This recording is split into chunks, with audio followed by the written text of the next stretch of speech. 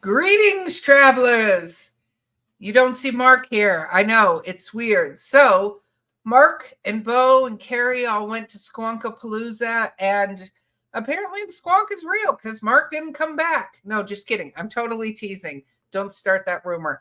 Actually, Mark unfortunately got some convention crud that happens every now and then. He's not feeling great, but we have such an amazing set of guests today that it's just me and Wesley, our Eerie travel stuffed dog that helps me through these times. Just kidding.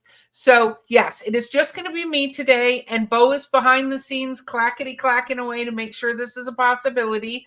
There's a couple things I want to remind everybody of.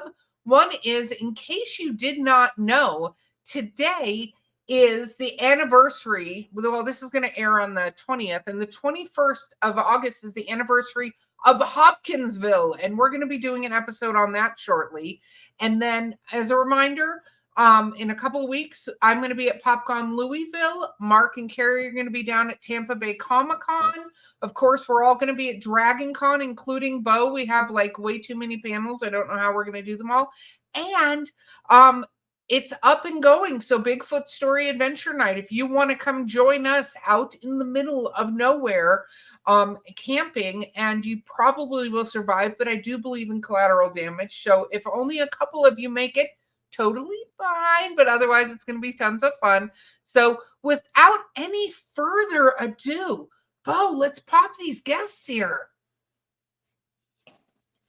Hello, hello. So it is wonderful to have all of you.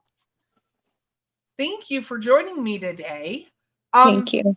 So, Christina, I want everybody to introduce themselves, but I want you to give a little bit of a synopsis. I mean, the name of this episode is The Woman in the Lake, your quest to find your missing mom. Can you give us a little synopsis of what we're talking about today? So yeah, when I was 8 years old, June 26, 2001, was the last time my mom was seen. She was supposed to pick me up the next morning from Girl Scout camp, which happened to also be her birthday. So then June 27th, she didn't show up. She didn't show up to work that morning. She didn't show to pick me up. From there, that led to a almost 22-year search to find her, which is where I've got Cam that helped on social media, and Mike and Britton that actually found her back in January of last year. So yes, and I'm sad with the outcome, but I'm happy that there was a conclusion to finding her. So Cam, why don't you introduce yourself and tell us a little bit about you? Yep. So my name is Cam. I go by Swamp Witch on TikTok and Instagram. I cover missing people cases as well as mysteries and other weird, strange events that go on. But I met Christina back in 2021 when she reached out to me asking me to cover Karen's case. And right off the rip, there was a lot of really weird coincidences. Like I went to school in Davie where Karen vanished from. June 26th is also my mother's birthday. That's the date that she vanished, and her birthday. It was like it was meant to be. And I felt very drawn to the case, and I really wanted to help and do whatever I could to bring more attention to it. Awesome. Okay, Michael, how do you fit into this? Yeah, so my name is Mike Sullivan, and I own an organization called Sunshine State Sonar. And we're a sonar search and recovery team that works on cold cases. We specialize in missing person cases where people went missing in their vehicles. And so we work those cases throughout the state of Florida. We only work in the state of Florida. And we picked up on Karen Moore's case, Christine's mom, and we worked on that case back in January of 2023, and we located her submerged vehicle with remains. Awesome. Awesome. We have one more guest jumping in. Here we go. Depths of history. Hey. Hey. Awesome. So we were just doing intros and you're here. So do you want to say a little bit about yourself? Hey, yes. So my name's Britton Lockhart. I have a YouTube channel called Depths of History. At first, it was kind of dedicated to treasure hunting and metal detecting, searching for whatever I could find. Then over the course of some years, I got scuba certified. Then started searching for vehicles and started getting into more of a meaningful job with scuba diving, searching for lost loved ones and their vehicles underwater. So over the last 3 years, I've been a part of 8 cases being solved. Mike and I have solved, the case of Karen Moore together, and Mike has recently solved. How many cases did you? 4 cases this week, you were saying? Yeah, let's something like I lost track. I know it's been crazy. I It's like 4 or amazing, man. 5 or something like that. Yeah. So I gotta go. I saw this on YouTube. So before I met Christina, I happened to meet Christina at Tennessee Terror, a convention, and she introduced herself. We were talking about it. When she said it, I was like, I watched that entire thing unfold. What? So let's go back to, Christina, your mom disappears, right? And the case goes, how quickly does this case go cold? Honestly, within about a year, or less. There wasn't much to go off of. Back then, you didn't have GPS, cell phones tracking things like that. Cameras Mhm. weren't like they, are now. There just wasn't hardly anything to go off of. My uncle, actually, he rented a helicopter to fly over Davie to try to see if they could see anything. Oh, Yeah. wow. So it goes cold. You're still looking. What was the theory back then? Because we know where she was found, but what was the theory back then of what had happened? So there was a couple different theories. People thought, so my parents were in the process of a custody battle and divorce. One was maybe she just took off, which never sat right with me. There was also the theory, the spouse is always looked at first. So my dad. But then you do have waterways and stuff as well, which is where my uncle, he got the helicopter to start looking over the area just to see, but nothing was able to be found at the time. Okay. And then so now let's fast forward, because there's some creepiness that goes along that path, but let's fast forward to Cam when you get involved in the situation. So where do you pick up from there? So I don't pick up until 2021 when Christina reached out to me. And at that point, it was completely a cold case. There were no new leads in years and years from what I remember. And I remember just thinking how devastating that had to be as a daughter to not know what happened to your mother all those years. So I came in and covered it, and got attention on the case the best that I could at that time, and just tried to keep Karen Moore's name alive and the story of what happened to her so that hopefully one day it could be solved. Okay. And then Britton and Mike, you guys, what made you go look where you looked for her? What started that? Mike, do you want to share, or you want me to share? Oh, you share. You go first. Okay. Okay. Well, our day, basically the way the video went was how the entire day actually went. So we had been talking about, there was 4 cases in Davie that we were looking at, 3 of which had specific cars, that we were looking into. But the main case that we were focused on was Howard Grotto, which was a case. Mike knows a little bit more about it, but he was a AC repairman, and basically left for work with his van and was never heard from again. And his license plate actually does say Howard on it. But we started searching for him. We were looking at a canal to go into. Then we just we decided to go down the road to a little canal that fed into a lake. And that lake just happened to be right where we found Karen Moore's vehicle underwater. So we found the car, and I'll let Mike go into a little bit more detail about this. Yeah, I mean, when you work down in Broward County, and like we have a list, there's between Miami-Dade and Broward County, there's 32 missing persons cases with vehicles involved. And so when you're working on one case, all these cases overlap in the same area. I mean, right in the same area, you've got, another nurse that was missing just 11 months before Karen went missing, Libby DiBenedetto. She's also from Davie, Sunrise. Actually, she's from Sunrise, but was last seen in Davie. So you have all these cases that like overlap each other, and we had our eyes on all of them. And so, yeah, we were running sonar in that lake, and we got a hit on the back side of the lake, and it was weird because it was in an area of the lake you would never expect a car to be. There's a shopping center with a guardrail. There's big trees. So I looked at Britt and I said, man, whatever car this is, it's been here for a long time because you can't drive a car in here right now with all the thick trees and guardrails where the car came into the water. So we knew that the car had been there quite a while. Okay, and so when you do this, sort of, you do that. So sonar goes and pings. Like I'm just asking because I'm not as educated in this. So sonar pings against things. How do you tell that you've got a vehicle? I mean, just from the shadows, it's interpreting shadows. The easiest way that I would explain sonar to somebody is, picture a room with four walls and it's all dark. There's no windows. You can't see anything at all. Okay. And then you take 3 or 4 people and just place them randomly inside that room and then crack a hole on the ceiling and shine a flashlight down. Okay.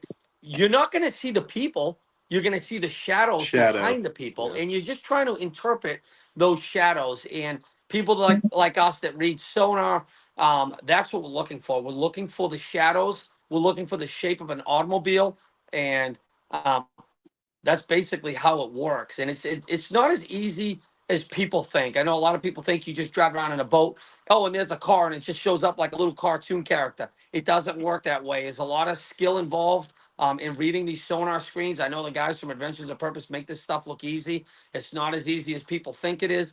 I think at first when we seen it, I would say we're a little skeptical, but then after coming back with the live scope, me and Britton were like 100%. We knew that this was an upside down car. Yes. Wow. Okay, so then you go, we got to pull this out. So then what happens next? I know the video, but some people watching this and listening might be going, I didn't see the video. We're going to put a link in the notes, but what do you do then when you guys realize you Britton have a dives it. vehicle? Tell them about the dive, Britton. So basically I get ready on the shore and I go to dive it. There's a buoy basically on the top that's marking, the magnet line going down to the car. I go down the magnet line and the first thing that I see is the Saturn. It's not even like an emblem. It's just the word Saturn on the back of the car because that body style back then, from that 1990s kind of body style of the car. And I was looking at the rims too, looked like an older style of rim too for a Saturn. So I knew it was an older car. However, the way the vehicle was positioned, the license plate was so stuck in like mud that I would literally physically have to dig down. I could feel the letters, but being down there with limited visibility and especially like with my tank, I didn't have too much air left. I came up and gave the vehicle description to Mike, and he immediately he knew that this was most likely Karen Moore's vehicle. And at that point, we called the police. They came down to assess the scene, kind of just ask us where the vehicle was, and they asked us if we had any, key identifying factors. And of course, I felt the license plate, but I didn't know at that time that it was her vehicle. And so we told the detective that we would meet him in the morning. Well, we get back to the Airbnb and we're looking at the video and we're comparing it to the missing flyers, and the wheels look the same, the emblems, everything is matching to her car. So we get up later that next morning at 6 a.m. We go out there, and they had their dive team out. We're able to confirm that it was Karen Moore's vehicle because he was feeling the license plate. And then they got a tow truck out of there. They did use lift bags to get the vehicle out of the river. And yeah, Mike, do you have anything to add? Sorry, I just kind of took over the whole story. Oh yeah. No, I mean, no, no. I think you pretty much got it. I would say this, like, I remember when you were diving, like I'm up on the boat, and we got 3 people missing in Davie in their cars. We got Libby DiBenedetto, we got John Gallardi and his Ford Taurus, and we got Karen Moore. So I'm thinking in the back of my mind, please be, a Taurus, a Camry, or a Saturn, because we knew we had a sedan, right? We knew on Saturn this is going to be a 4-door sedan. We got 3 people missing in Davie, all missing in sedans. And when he came up and he said Saturn, I'm like, oh my gosh, we just found Karen Moore. I think you saw my excitement. I think I was screaming in the video. I'm like, are you serious? With a couple explicits, and I'm like, we just found Karen Moore. I mean, it was crazy. So that whole entire situation was amazing. But now let's flip over, Christina. Did you know they were looking at that time, or was this separated at this point? It was separate. I knew of a different search company through the detectives that had told me about that were out searching. I didn't know when, where, and why until after any vehicle was found. I would get a phone call and get a, confirm, deny, but it would always be the deny. I had never even heard of Sunshine State Sonar Depths of History until she had been found. So I didn't know that they were working with the detectives. Wow. So you get notified she's found. What was that like? So I I had always told people if I ever do get confirmation that she's found, it'll probably be when I'm at work. It'll never just be, in a moment where I'm relaxed. It'll always just be at work. And it happened to be on a day that I went into work when I was scheduled to be off, 20 minutes before where I work even opens up. And I usually don't get phone calls from the detective. It's very, very rare. So when I see a Florida number pop up, I'm like, I need to go take this. But then before I answer, I'm like, it's a Saturday. Why on a Saturday? And the second I answer the phone, I hear the detective, and I can just hear in his voice when he goes, Christina. In that moment, I knew. Okay, sweetie. It's okay. So no worries. So you find out, Cam, Yeah. you find out she's been found. What was that like for you? Christina messaged me on TikTok and she said, from what I remember, she said, I wanted to thank you for covering my mom's case. And I just wanted to let you know that she was found a week ago. And I asked for more details after the fact, but I had to sit down for a second and just really process that, because I was kind of in shock as well, that she was found and that, Christina could have that closure and that peace after waiting so long. Like that was monumental. And I mean, Karen's case is one that haunted me even after I had covered it in 2021. So to have that, and knowing that she was found and that Christina had that was everything. Yeah, no, absolutely. So Christina, if you're able to, if you're not, that's fine. Oh no, I'm good. It's just emotional right at front. Yeah, giving you a moment. So when they found her, it is from what I recall you telling me the story, they think her death happened very close to her disappearance date, correct? Yeah, so they believe it happened when she went missing, her initial report night. So that would have been the 26th then. So she was seen leaving the house that I grew up in by a neighbor late that evening. And my mom was a nurse. She always got up early. She was never one to be out after like 7 o'clock at night, but they saw her leaving around 10, I believe. And I have no idea why she would be out that late. And she hadn't been seen since. She was supposed to be at work, I believe, at 5 a.m. and didn't show. I got it. So this is just, I mean, it's sort of an unbelievable story. This happened. And really, Britain and Mike, this kind of, how you just talked about finding 5 people so far this week, right?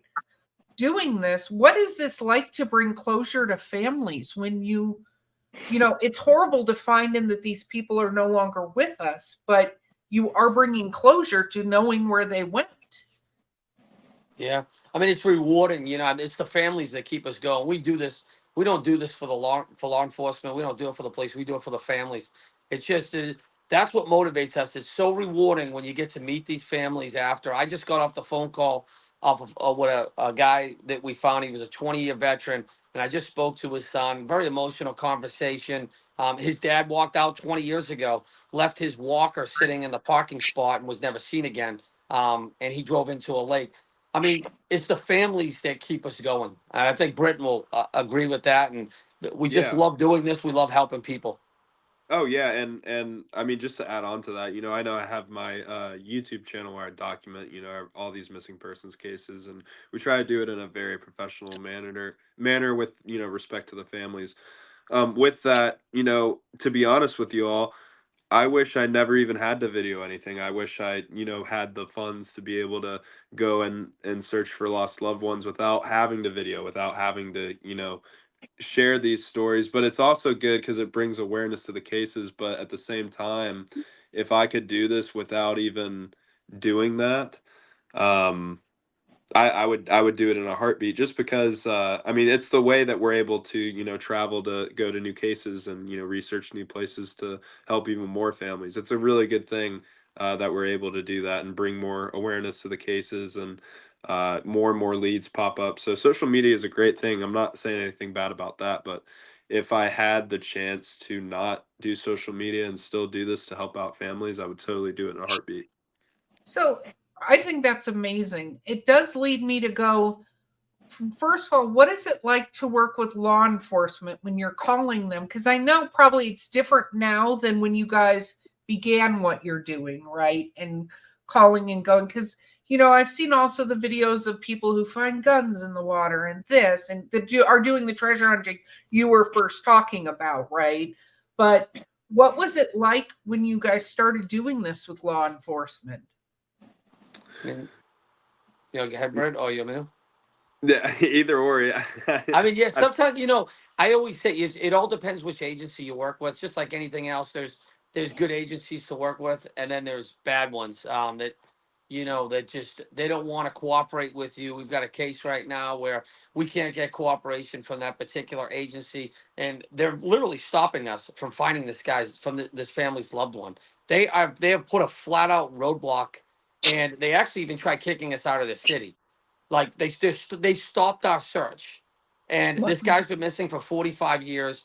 We had to get another law enforcement agency in there to help back us up. Um, it's the Michael John Olson search, and so it all depends. It depends where you're working. Some of them are great, some are bad. Uh, it's sometimes their egos get in the way of these cases. I think they feel offended that we come in and we do this stuff, and they don't like it. For the most part, because we're a civilian, we're a civilian search team. So, but we've worked with some awesome law enforcement agencies that have done some incredible work, and we couldn't solve half these cases without them. Wow. What about you, Britton? What's your side of it? Yeah, I would say the same thing. I think it varies by department. Um, in This was about 2 years ago. I was with a group called Chaos Divers in Ohio. They've solved 17 missing persons cases over the last 3 years. We solved a case in Indiana. There was a woman who went missing along with her vehicle, and the moment I started documenting, everything that we were doing, and when the police actually arrived, um, it's almost like, all the, like, us finding the vehicle and everything that we did kind of went to the side of the curb, and they started treating us like the criminal. And that tends to happen a lot. Some different departments, like I will say, a couple of years ago in Ohio, when I was with Chaos Divers, we solved the case of Charles Hanlon.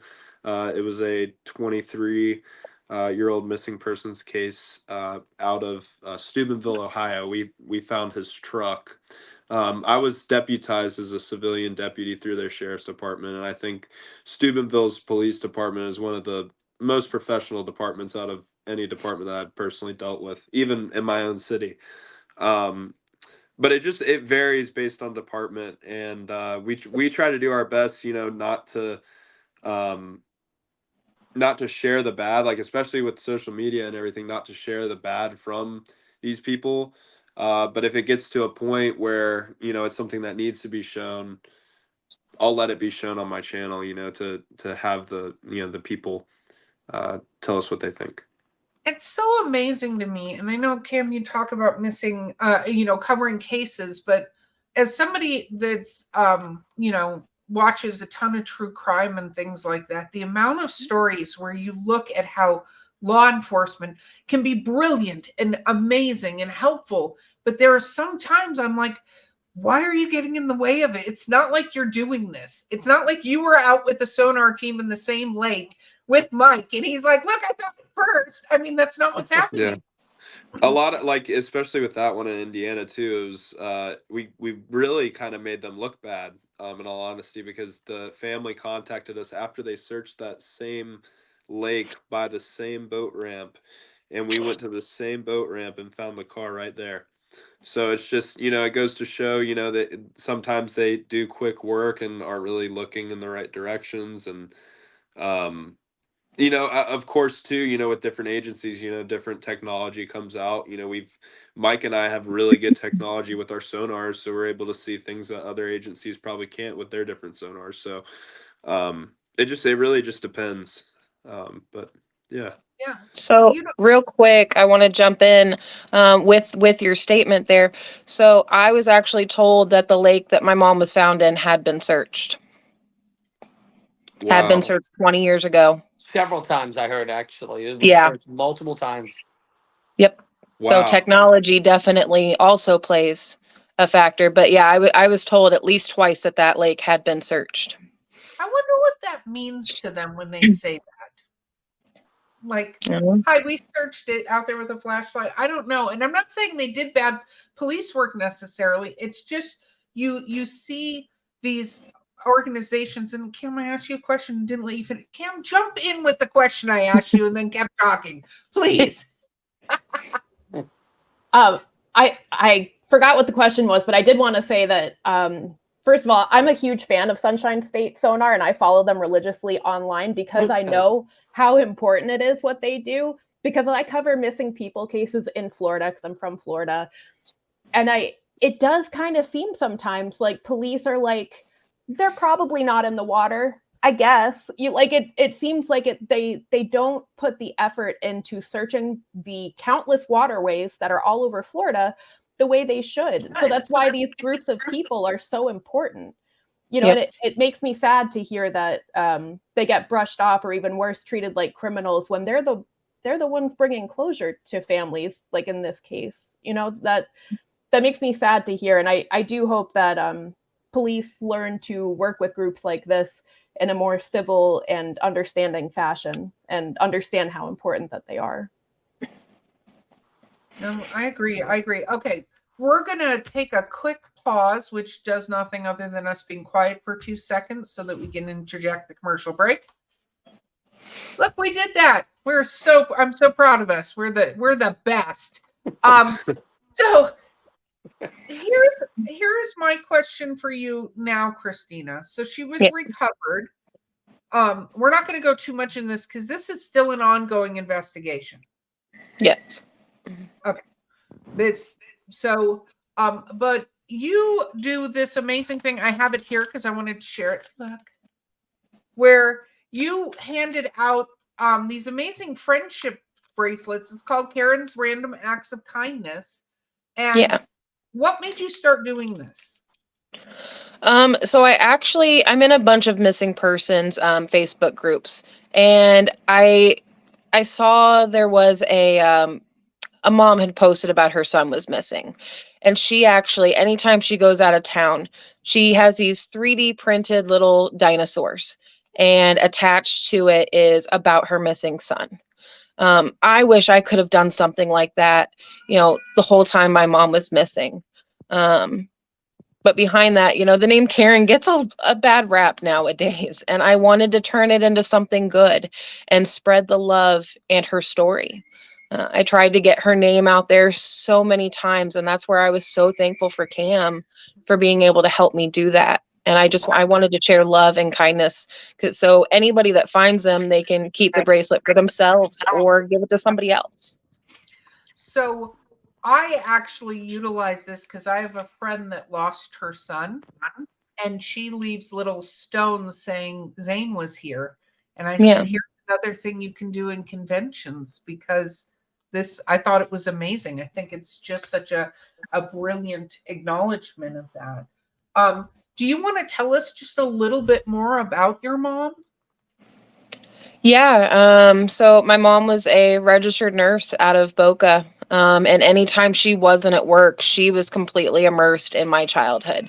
We constantly went to the zoo, the Children's Museum, Young at Art there in Davie.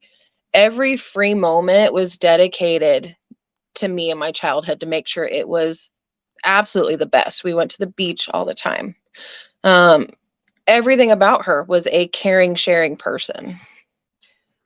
It's amazing. Now, part of this, though, is you drove past this lake where she was found all the time, right? This was part My of your school bus. existence. Yeah, so I went to Nova Blanche Foreman Elementary there in Davie, right off of Nova Drive there. So the second the detective told me where when I asked him, I immediately knew my school bus drove right past there every single day for years until I moved to Indiana. So I had 3-4 years of driving past. And I always looked that direction. So if you're familiar with the area, there is a it's like a pyramid funeral home. And I was always drawn to looking that direction, and I never knew why. Um, and behind there is where the lake where she was found. Wow. Wow. That's I never amazing. thought anything of it until she was found. When the second they told me, I'm like, it all makes sense. No, it does. And I know because it's an ongoing investigation, we can't go much farther into it. But I have to say, for the families that get closure, what is that like? Because for anybody who hasn't had somebody go missing like that, right? We can empathize, but we don't know what that feels like. Like many situations in life, you can't go, you can't put yourself in that person's shoes, right? You can think you might know what that's like, but what was that like? Because you were very young when she disappeared. Yeah, I was 8. I'm now 31, and to 22 years. It's the constant cycle of you're almost there with closure, but because you haven't found them, that cycle just keeps jumping a step and restarting. So the clock always just would kind of restart with that. And when I got the phone call she was found, that's the true definition of bittersweet. For many years, I had hope. I had hope that she would be found every time the phone rang. And you don't lose hope per se, but you just don't get excited every time the phone rang either. So when I found out she was found, it was absolutely bittersweet. It's gut wrenching, but it's also a new turn in life. And what is that like? I'm just from a mental standpoint, because I don't think that gets talked about a lot. Like, you had all that time that was consumed with trying to find her and keeping the awareness and contacting people like Cam and trying to like do that. What was that like to not have to do that anymore? So I'm actually still learning to live a new chapter in my life. I just told my husband the other day, some days I don't know how to feel. My mom, we had her cremated. She's here at the house with me, and I look over and I'm like, some days it just doesn't even seem real.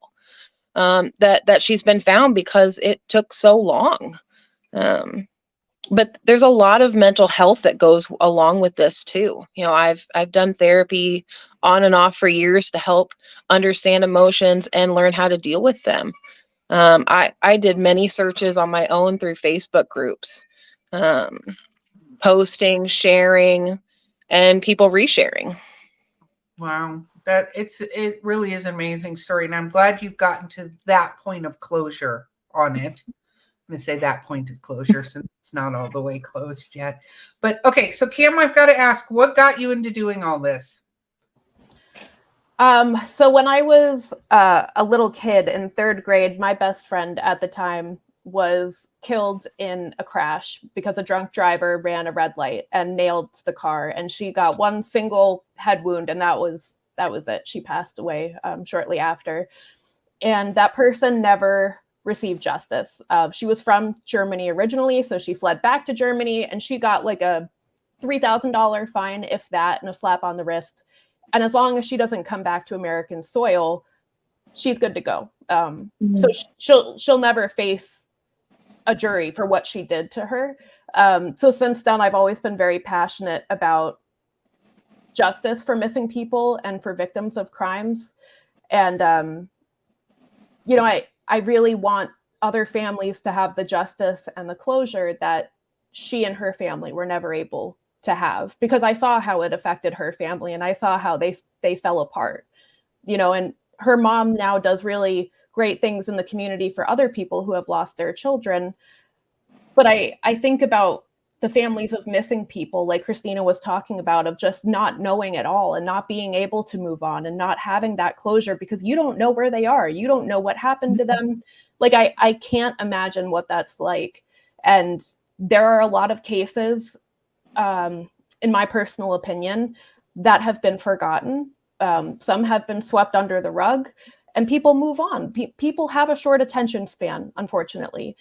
And to me, it is most important to keep their names alive and to keep people looking for them and remembering them. And if nothing else, keep their story alive so that, you know, their memory can at least live on, if nothing else. Part of what I do is also talking about, you know, the paranormal and strange events and different things like that. And I kind of think it goes hand in hand because there's just a part of the human mind that wants to understand the unexplainable, whether it's a person that went missing and you can't explain why, whether it's, you know, a haunting in a house.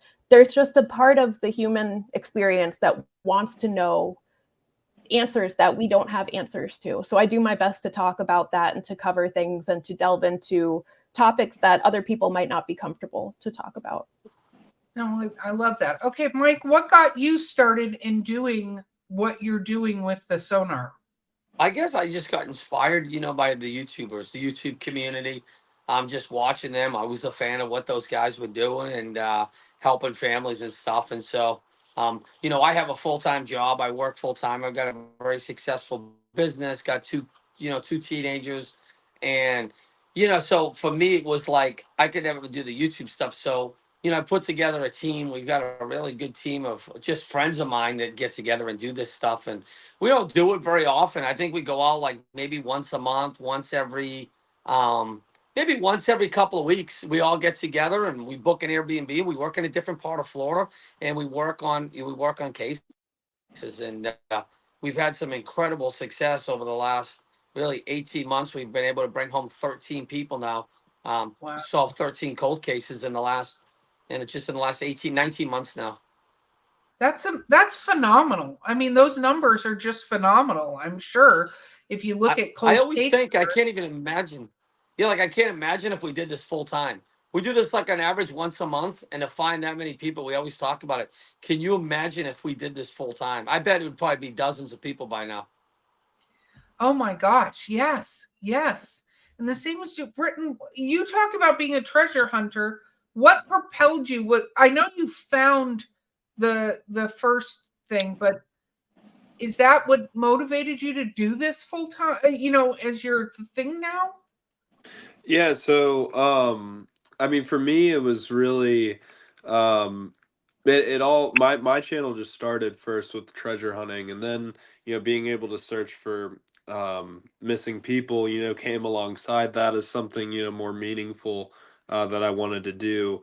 Um but through treasure hunting, I was able to kind of create a platform that helped me financially to be able to go down, to work with Mike and to work, with all these different search teams and go on, month long trips and things like that. And I mean, um, it's very hard. Sometimes we'll go on a month long trip and find 50 to 75 vehicles, and not one of them solves a case. It's just it's very hard, and it takes a lot of work, a lot of research. And Mike's doing a great job down there in Florida, and there's not as many cases. I feel like in Florida there's the most water, so that means there's almost the most cases down there, versus here in Georgia we've got maybe three or four, but there's not as many waterways. Like you go into Orlando and there's water everywhere, and it's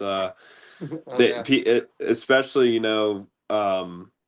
like these different, like the Walt Disney World, when you guys found Sandra.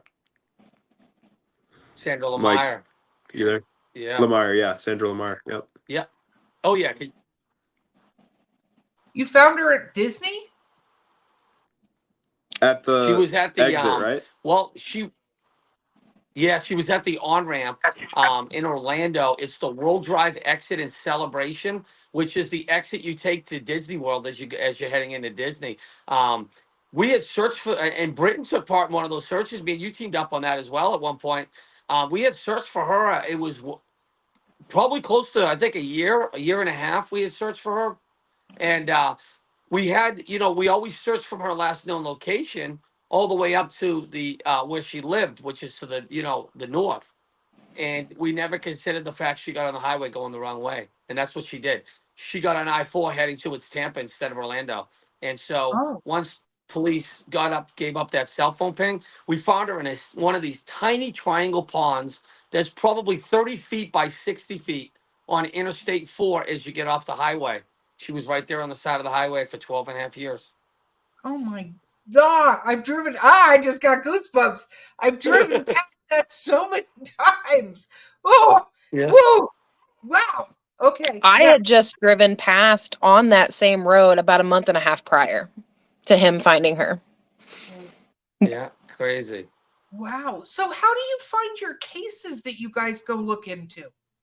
So one of our team members, we have one of our newest team members. Her name is Brienne, and she's a 19-year-old college student from Orlando. What an amazing person she is. She has developed a website called Map the Missing, and she has mapped every missing persons case in the United States with a vehicle. And if you go on her website, it's an interactive map. So if it shows where you are. It's through Google Maps, and it shows you every case around you. So just look at where you are, and it shows, you could have 15 cases around you. She's done the whole United States. She's very active with it. She does an awesome job. She comes out on searches with us. She just did a search up in St. Augustine with us, a case we worked in St. Augustine. She came to Daytona Beach with us. So she's awesome. She's so passionate about this community as well, and we've made her part of our team and added her to our website and stuff. And she's an awesome resource just like Shelly, who does all our mapping and stuff like that. The two of them are bouncing ideas off each other when it comes to researching on these missing persons cases. I think this is phenomenal. I mean, if I'm going to be Britain, how do you find yours? Is it, are you going to start using this awesome website? Because that's pretty badass. I've used Map the Missing for quite a while actually to find several cases, not only in my area but just like all over. The last case that we solved was in Chicago, and we were looking at that through Map the Missing as well.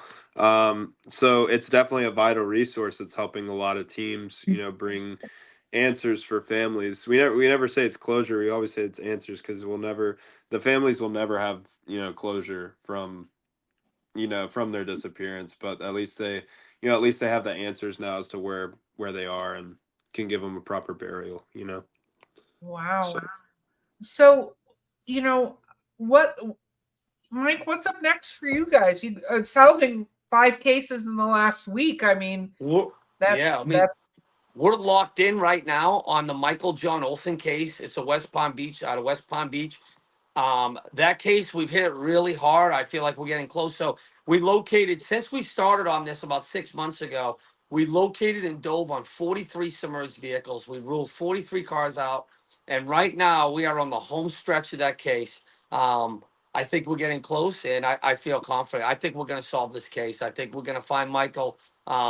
We've got something big coming up on that case in not a week from this Friday. And I'm looking forward to diving on some really good vehicles that we believe very well could be his car. They look great on sonar. Unfortunately, because they're on private property, we were not allowed to go after we've located the vehicles on sonar. We were kicked off the property. And so we've been sort of negotiating with this organization that owns the property to get in there. And these cars are 1.4 miles from Michael Olson's last known whereabouts. So Yeah, we've gotten permission now. We've come to an agreement. We've gotten permission. We also have the Palm Beach County Sheriff's Office on our side, and they're going to assist us, and they're going to be present when we get to dive on these vehicles. So we're looking forward to getting back to West Palm Beach next a week from this coming Friday. Wow. Well, I cheers, and I hope you find him. That would be amazing. Yeah, he's What been about? missing 45 years. Wow. Wow. So, and Wow. I don't know if you just heard, but that was us that found the mother and daughter, Doris and Karen, worse, another Karen. They were reported missing in 1974, driving a 1961 Chevy Impala.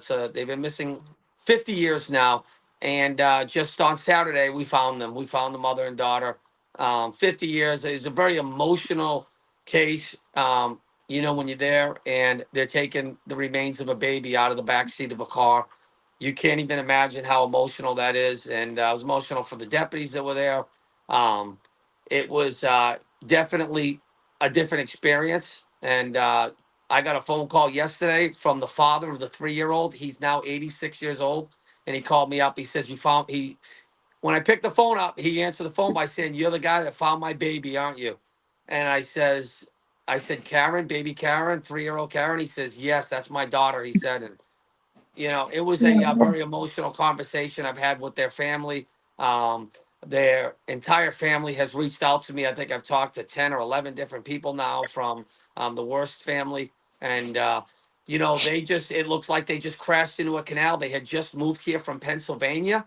Um, and mother and daughter just lost control, went off the road and crashed into a Broward County canal in the town of Plantation, which is actually just a few miles from Davie, not far Yep. from where we found Karen Moore. Which Wow. on Sunday, I had actually gotten a text from Shelly while I was at church. She let me know that they had been found, and I took me a minute to process, but I started crying because not even an hour before I was sitting at church thinking to myself, just randomly, I'm like, had I not been at Girl Scout camp, I would have been in the car with my mom. And I'm like, why am I thinking about this right now? Why am I thinking about my mom? And had I not been there and me being in the car too? And an hour later, I get a text from her that a mother and a daughter have been found in a car in a canal. Wow. Wow. Well, There's all these crazy connections that just keep happening. I mean, what was it, my couple Remember the days 1 year after? anniversary? How about the 1 year anniversary when we found your mom? Remember Yeah. that? We Yep. found I'll let you tell that story. Yeah, we found. So we're coming up to the 1 year anniversary of when we found Karen Moore, and so here we are again, back down in South Florida. And that weekend we found another mother, 5. She was missing 38 years. We find her not even 12 hours later on that same, pretty much the same day was the anniversary. We found a kid that was missing 19 years. His name is Kareem Tisdale. And this is all like right on the anniversary of Karen Moore, the 1 year anniversary. So just crazy. Yeah. I can't believe how close these people are to it's still baffling to me that they're not anyway. What about Britain? What are you working on? So I've got a trip coming up, the 5th to the 19th. It's gonna be about a 3-week trip. I'm going to Tennessee to work 4 cases, West Virginia and Virginia, North Carolina, and then we're going all the way to Alabama, Mississippi, and then I'm coming home. It's gonna be a long, long trip. We've got about 15 cases listed out right now.